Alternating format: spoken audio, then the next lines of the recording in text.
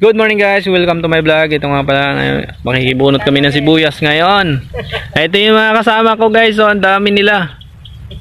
Ito nga pala yung bubunutin namin sibuyas, medyo malawak din to. Tsaka ang gaganda ng mga sibuyas nila guys, ang lalaki. Ay, big size. Yung iba oversized na, no? Ayan si ate. Taga saan po kayo ate? Yan lang, sa La Torre. Sa La Torre.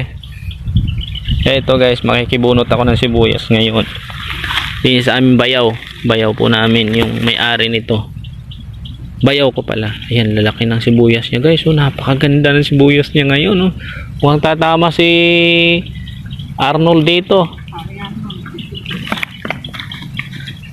Grabe guys, ang lalaki ng sibuyas nila. Grabe naman. Ay, ito naman.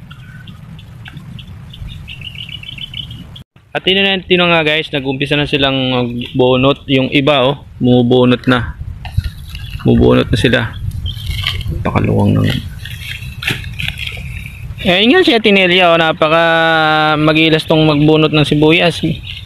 At may kasama siyang Reyna ng... Reyna Elena. Reyna Elena. Hindi Reyna ng taga-Raya.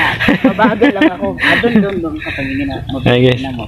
Ayan, ito yung aking Swerte ka naman. Wow, laki. Oh, laki daw. Akin dapat yan kung pagganyan. Ano yan?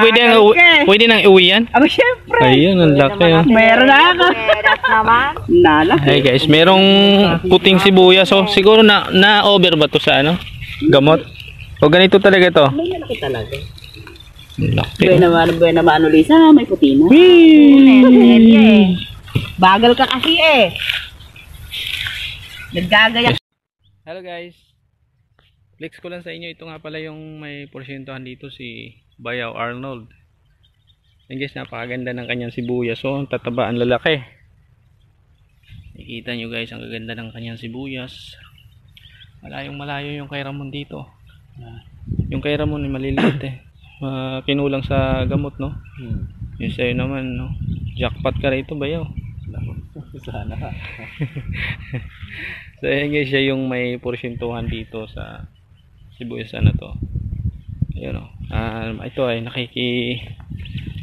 nakikibunot. Mukhang inaatake na ng uod yung ayun guys, napakaganda sa sibuyas sa area. Malalaki. Malusog sa sa kompleto sa sa pataba at medisina.